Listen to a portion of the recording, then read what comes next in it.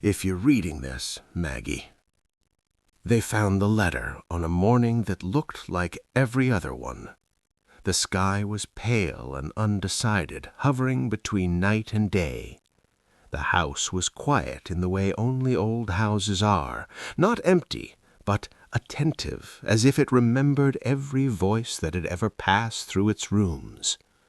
The clock on the mantel still read 6:40. It had stopped there years ago, and no one had ever bothered to fix it. Some moments felt wrong to disturb.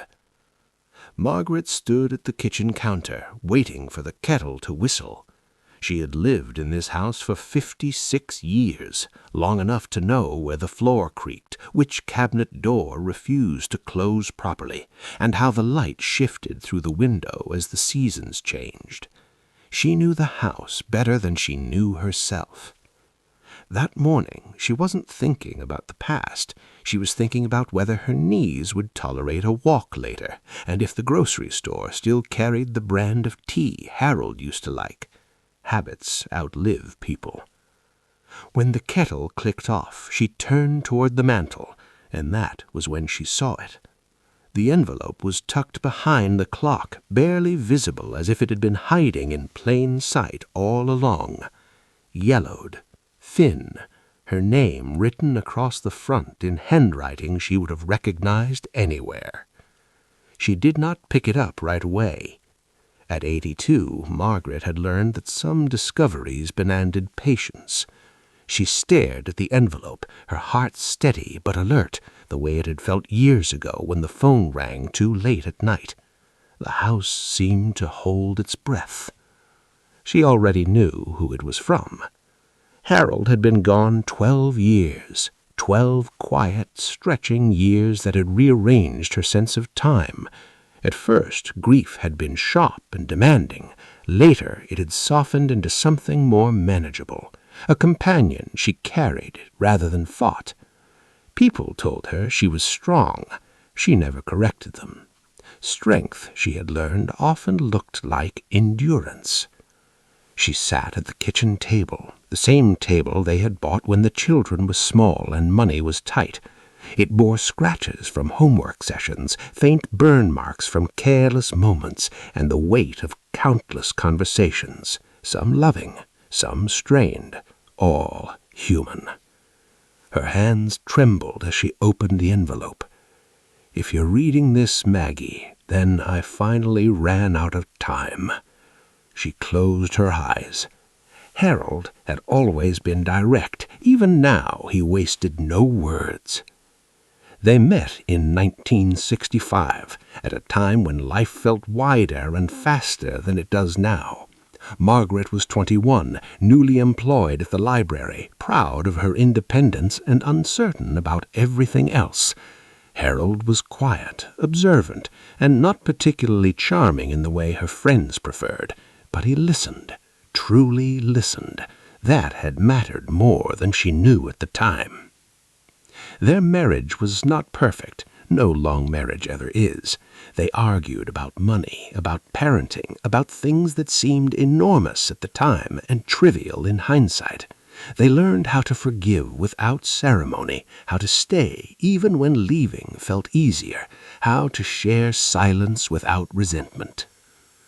What Margaret remembered most clearly was not passion, but steadiness, the sense that someone would still be there in the morning. She read on. I've rewritten this letter more times than I can count. Every version sounded either too selfish or too afraid. I suppose this one will have to do. Margaret felt a tightening in her chest. Harold had always struggled with difficult truths, not because he didn't care, but because he cared too much. Outside, a car passed. Somewhere nearby, a neighbor's radio played softly. The ordinary world continued, unaware. The envelope unfolded slowly, deliberately. Harold wrote about the early years of their marriage, about how much he admired her resilience, her patience, her ability to hold a family together when life threatened to pull it apart. He thanked her for staying, for choosing him even when he had not made it easy. Then the tone shifted. There is something I never told you, not because I didn't trust you, but because I was afraid of what it might cost us." Margaret felt a tightening in her chest. At her age, surprises were rare. Fewer still were welcome. She reminded herself to keep reading. It was not an affair. That realization came first, and it brought with it a strange, guilty relief. What Harold confessed was quieter, heavier in its own way.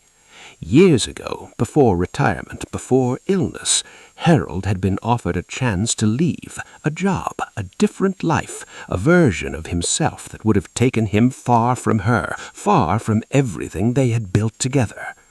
He wanted it. Not because he loved her less, but because he wondered who he might have been if he had chosen differently.